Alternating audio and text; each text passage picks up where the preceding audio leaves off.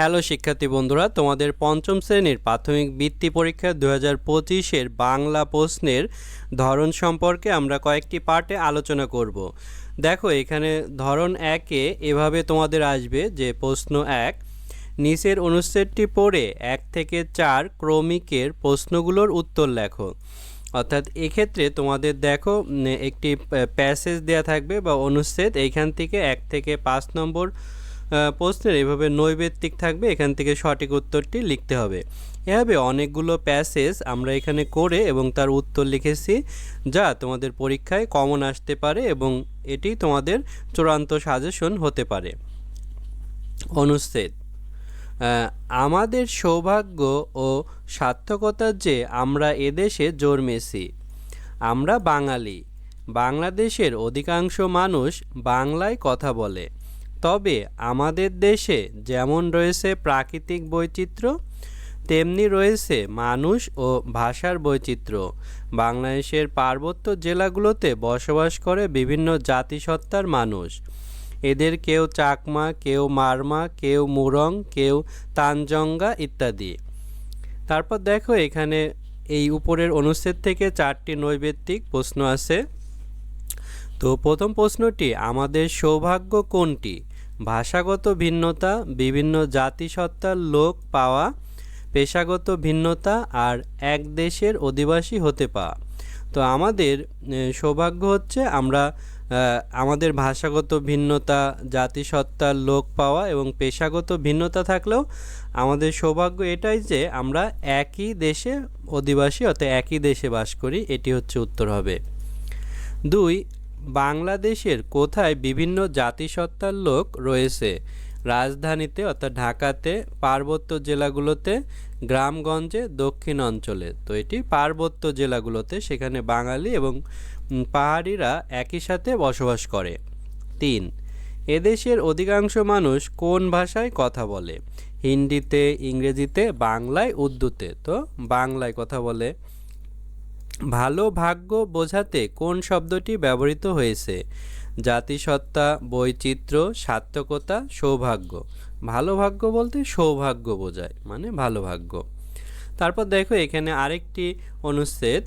তো এক্ষেত্রেও প্রশ্নের ধরন একই হবে। নিচের অনুচ্ছেদটি পড়ে 1 থেকে 4 ক্রমিক প্রশ্নগুলোর উত্তর লেখো। বাকি প্রশ্নের ধরনগুলো আমরা অন্য অন্য ভিডিও পর্বে আলোচনা করব। দুরন্ত এক কিশোর, নাম নূর মোহাম্মদ শেখ, বাবা মায়ের একমাত্র সন্তান। নাটক, থিয়েটার আর গানের প্রতি তার প্রবল অনুরাগ। কিশোর বয়সে হঠাৎ করে তার বাবা মা মারা গেলেন, বদলে গেল তার জীবন। যোগ দিলেন ইপিআরে, অর্থাৎ ইস্ট পাকিস্তান রাইফেলসে। দেখো, একে আছে নূর মোহাম্মদ শেখ কিশোর বয়সে কোন স্বভাবের ছিলেন? দুরন্ত, শান্ত, ধীরস্থির, বেপরোয়া। তো সে ছিলেন দুরন্ত, তাহলে ক দুরন্ত। 2, কিসের প্রতি নূর মোহাম্মদ শেখের প্রবল অনুরাগ ছিল? সাহিত্য পড়ার প্রতি, কবিতার প্রতি, গানের প্রতি, সিনেমার প্রতি। তো গ গানের প্রতি তার অনুরাগ ছিল, অর্থাৎ আগ্রহ ছিল। 3, নূর মোহাম্মদ শেখের জীবন বদলে গেল কেন?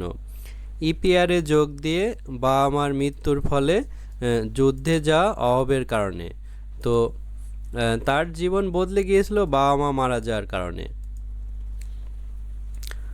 তারপর দেখো 4-এ দুরন্ত শব্দের বিপরীত শব্দ কি? দুরন্ত শব্দের বিপরীত শব্দ শান্ত, ভীতু, সাহসী, চঞ্চল। তো দুরন্ত এর বিপরীত হচ্ছে শান্ত, শান্তশিষ্ট। দেখো অনুচ্ছেদ এখানে 3-এ আমরা পড়ি, 25শে মার্চ রাতে আক্রান্ত হয় সংবাদপত্র অফিসগুলোও। অনেক অফিসে আগুন লাগিয়ে দেয়া হয়। সেই রাতে লেখক ও সাংবাদিক শহীদ সাহেবের পত্রিকা অফিসেই ঘুমিয়েছিলেন। ঘুমন্ত অবস্থায় পড়ে মারা যান তিনি। তো এখান থেকে 4টি প্রশ্ন আছে। অনুচ্ছেদটিতে কি প্রকাশ পেয়েছে? নির্মম হত্যাযজ্ঞ, প্রতিরোধ সংগ্রাম, আত্মত্যাগ, পত্রিকা বিরোধী মনোভাব। তো তারা পত্রিকা বিরোধী মনোভাব থেকেই এই পত্রিকা অফিসটি পুড়িয়ে দিয়েছিল এবং সেখানে ঘুমিয়েছিলেন তিনি। তো তিনিও মারা যান। তো যারা আগুন দিয়েছে তারাও জানতো না ভিতরে একজন রয়েছে। তো তারা পত্রিকা পোড়াই দেওয়ার জন্যই সেখানে আসছিল।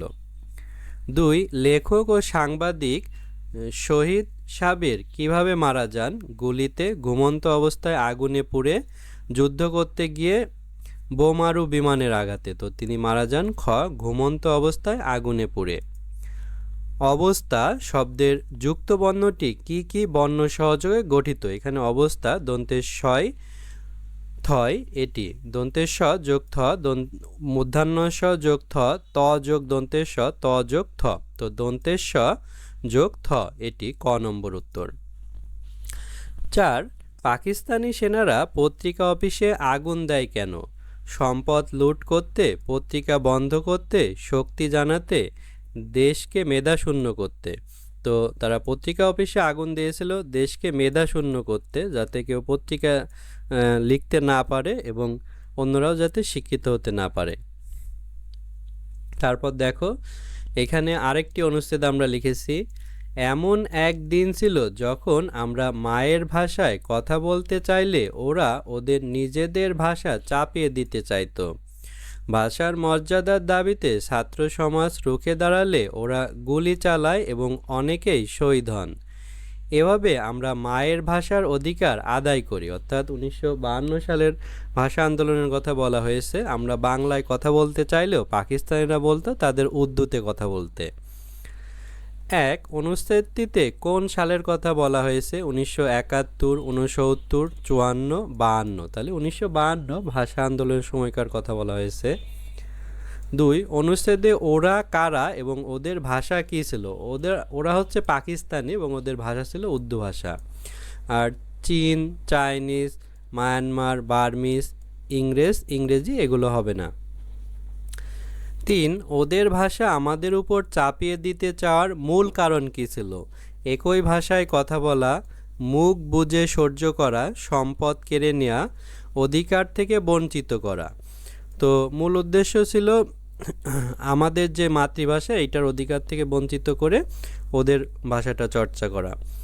4 অনুচ্ছেদটি যথোপযুক্ত শিরোনাম নিচের কোনটি? অর্থাৎ এই যে অনুচ্ছেদ এর যথোপযুক্ত শিরোনাম কোনটি হতে পারে?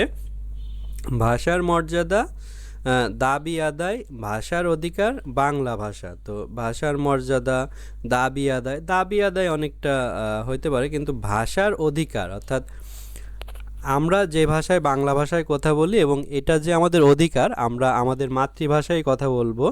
নতুন একজন বলল যে উর্দুতে কথা বলতে হবে, এটা আমরা শুনবো না। তো এটাই ছিল ভাষার অধিকার। তো তারপর দেখো আরও একটি অনুচ্ছেদ আছে, বাংলাদেশের মানুষের কণ্ঠে কত কথা কত গান। এসব গান মানুষের শ্রমের কথা বলে, ফসলের কথা বলে, বহমান নদীর কথা। ভাটিয়ালি এদেশের গ্রামগঞ্জের মাঝি মাল্লাদের গান। বাংলাদেশে মাঝি মাল্লা নদী পথে চলাচল করে গঞ্জ থেকে গঞ্জে, বন্দর থেকে বন্দরে। হাল ধরে মাঝি ভাটির টানে ভাসতে ভাসতে গান গায়, তাই এর নাম ভাটিয়ালি।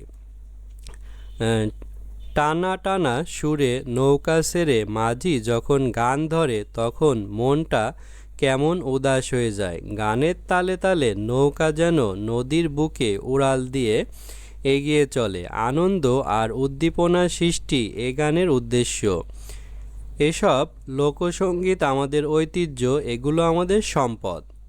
তো দেখো এই অনুচ্ছেদ থেকে প্রশ্ন আছে, অনুচ্ছেদটিতে কোন বিষয়টি প্রাধান্য পেয়েছে? সাহিত্য, প্রকৃতি, সঙ্গীত, চিত্রকলা। এখানে গান অর্থাৎ সঙ্গীতের বিষয়টা প্রাধান্য পেয়েছে। ভাটিয়ালি কাদের গান? মাঝি মাল্লাদের, গারোয়ানদের, পালাকারদের, সাত পেটানোদের। তো মাঝি মাল্লাদের অর্থাৎ যারা নৌকা চালায় মাঝি তাদের। 3 ভাটির টানে ভাসতে ভাসতে মাঝি কোন গান গেয়ে ওঠেন? সেটা হচ্ছে মুর্শিদি, ভাটিয়ালি, ভাওয়াইয়া, আধুনিক। তো ভাটির টানে ভাসতে ভাসতে মাঝি ভাটিয়ালি গানই গায়। ভাটিয়ালি গান কোন ধরনের গানের অন্তর্ভুক্ত? এটা রবীন্দ্রসঙ্গীত, আধুনিক, নজরুল সঙ্গীত, লোকসঙ্গীত। এটা লোকসঙ্গীত অর্থাৎ লোকের মুখে মুখে প্রচলিত। তারপর দেখো এখানে আরও একটি অনুচ্ছেদ আছে, এই অনুচ্ছেদটি আমরা পড়তে পারি। 1971 সালের 28শে অক্টোবর মৌলভীবাজার জেলার কমলগঞ্জ থানার ধলই সীমান্ত ফাঁড়ি। মুক্তিযোদ্ধারা সিদ্ধান্ত নেন গুরুত্বপূর্ণ এই ফাঁড়িটি দখল করতে হবে। দায়িত্ব দেয়া হলো প্রথম ইস্ট বেঙ্গল রেজিমেন্টের উপর। নেতৃত্ব দেবেন তরুণ সিপাহী হামিদুর রহমান। 3 প্লাটুন সদস্য নিয়ে তিনি যাত্রা শুরু করেন। রাতের আধারে অত্যন্ত সাবধানে তারা গ্রেনেড ছুড়ে শত্রুর বাংকার নিশ্চিহ্ন করে দেওয়ার অপেক্ষায় ছিলেন। কিন্তু তখনই শত্রু পুঁতে রাখা একটা মাইন বিস্ফোরিত হয়। পাকিস্তানি সেনারা সতর্ক হয়ে যায়। দুই পক্ষে বেঁধে যায় তুমুল যুদ্ধে শত্রুর মেশিন গানের গুলি এসে লাগে তার গায়ে। শহীদ হন এই অকুতোভয় বীর। অর্থাৎ এখানে মুক্তিযুদ্ধের কথা বলা হয়েছে এবং একজন বীরশ্রেষ্ঠের। কাদের উপর ধলই সীমান্ত ফাঁড়ি দখলের দায়িত্ব দেয়া হয়? 1 নং অর্থাৎ প্রথম ইস্ট বেঙ্গল, দ্বিতীয় ইস্ট বেঙ্গল, তৃতীয়, চতুর্থ। তো উত্তর হবে প্রথম ইস্ট বেঙ্গল। তো ধলই সীমান্ত ফাঁড়ি দখলের নেতৃত্বে কে ছিলেন? মুন্সি আব্দুল রব, সিপাহী হামিদুর রহমান, রুহুল আমিন, মোস্তফা কামাল। তো ছিলেন সিপাহী হামিদুর রহমান। শত্রুর বাংকার নিশ্চিহ্ন করতে কোন অস্ত্র ব্যবহারের পরিকল্পনা ছিল? মার্টার, ডিনামাইট, গ্রেনেড, গোলা বারুদ। তো এখানে গ্রেনেড ব্যবহার করা হয়েছিল। তারপর দেখো এই অনুচ্ছেদে আরেকটি প্রশ্ন আছে। অনুচ্ছেদটির বিষয়বস্তু কি? ভাষা আন্দোলন, গণ অভ্যুত্থান, স্বৈরাচার বিরোধী, স্বাধীনতা যুদ্ধ। তো এটি হচ্ছে স্বাধীনতা যুদ্ধ, 1971 সালের ঘটনা। তো এখানে অনুচ্ছেদে দেখো আছে 21শে ফেব্রুয়ারি বাঙালিদের জীবনে এক গৌরবময় দিন। 1952 সালের 21 ফেব্রুয়ারি রাষ্ট্রভাষা বাংলার দাবিতে ঝাঁপিয়ে পড়েছিল এদেশের ছাত্র জনতা মিছিল নিয়ে বের হলে পাকিস্তানি পুলিশ বাহিনী তাদের উপরে নির্বিচারে গুলি করে। এতে ঘটনাস্থলে শহীদ হন রফিক, সালাম, জব্বার, বরকত অনেকে। তাদের এই আত্মত্যাগের বিনিময়ে আমরা অর্জন করেছি রাষ্ট্রভাষা বাংলা। ভাষা শহীদদের এই আত্মত্যাগের স্মরণে আমরা প্রতি বছর 21শে ফেব্রুয়ারিকে শহীদ দিবস হিসেবে পালন করে থাকি। 1999 সালের 17 নভেম্বর ইউনেস্কো 21শে ফেব্রুয়ারিকে আন্তর্জাতিক মাতৃভাষা দিবস হিসেবে ঘোষণা করে। 2000 সালের 21শে ফেব্রুয়ারি থেকে সারা বিশ্বের মানুষ যথাযথ মর্যাদায় আন্তর্জাতিক মাতৃভাষা দিবস পালন করে আসছে। তো দেখো 1 নম্বরে আছে বাংলাকে রাষ্ট্রভাষা করার দাবিতে আন্দোলন কত সালে চূড়ান্ত রূপ নেয়? সেটা 1947, 48, 52, 71। 1952 সালে ভাষা আন্দোলনের। 2 রফিক, সালাম, বরকত, জব্বার কোন আন্দোলনে শহীদ হন? স্বদেশী আন্দোলন, বঙ্গভঙ্গ আন্দোলন, ভাষা আন্দোলন, স্বাধীনতা আন্দোলন। তো ভাষা আন্দোলনে শহীদ হন তারা। তারপর দেখো 3 আছে 1999 সালের 17 নভেম্বর 21শে ফেব্রুয়ারিকে ঘোষণা করে বিশ্ব ভাষা দিবস, আন্তর্জাতিক মাতৃভাষা দিবস, আন্তর্জাতিক ভাষা দিবস, আন্তর্জাতিক শহীদ দিবস। তো এটি আন্তর্জাতিক মাতৃভাষা দিবস অর্থাৎ ইন্টারন্যাশনাল মাদার ল্যাঙ্গুয়েজ ডে। তারপর 4 আছে অনুচ্ছেদটির প্রেক্ষাপট কি? ভাষা আন্দোলন, তেভাগা আন্দোলন, স্বৈরাচার বিরোধী, ব্রিটিশ বিরোধী। তো এটি ছিল ভাষা আন্দোলন। তো দেখো এভাবে মোট আমরা 60টি অনুচ্ছেদ পড়েছি। বাকি অনুচ্ছেদগুলো এখানে পিডিএফে দেওয়া আছে 8 নম্বর এবং প্রশ্নের উত্তর। তো এই সবগুলো প্রশ্নের উত্তর সহ পিডিএফ পেতে আমাদের হোয়াটসঅ্যাপে যোগাযোগ করতে পারো, তাহলে সম্পূর্ণ পিডিএফটি তোমাদের দিয়ে দেওয়া হবে। এছাড়া বাকি প্রশ্নের ধরনেরও তোমাদের পিডিএফ দিয়ে দেওয়া হবে। তো এক্ষেত্রে আমরা বুঝতে পারলাম যে প্রাথমিক বৃত্তি পরীক্ষায় বাংলায় প্রথমে যে প্রশ্ন প্যাটার্নটি থাকবে সেটি এরকম, অর্থাৎ একটি অনুচ্ছেদ থাকবে তোমাদের বই থেকে এবং বইয়ের সাথে সামঞ্জস্য রেখে, এবং সেখান থেকে 4টি নৈবেত্তিক প্রশ্ন থাকবে, অর্থাৎ 4টি প্রশ্ন থাকবে। প্রত্যেকটি প্রশ্নের উত্তরে থাকবে 4টি অপশন, যেখান থেকে একটি অপশন সঠিক থাকবে। তো ভিডিওটি শেষ পর্যন্ত দেখার জন্য ধন্যবাদ। আমাদের চ্যানেলে এমন আরও অনেক ভিডিও আপলোড হবে, তো চ্যানেলের সাথেই থেকো।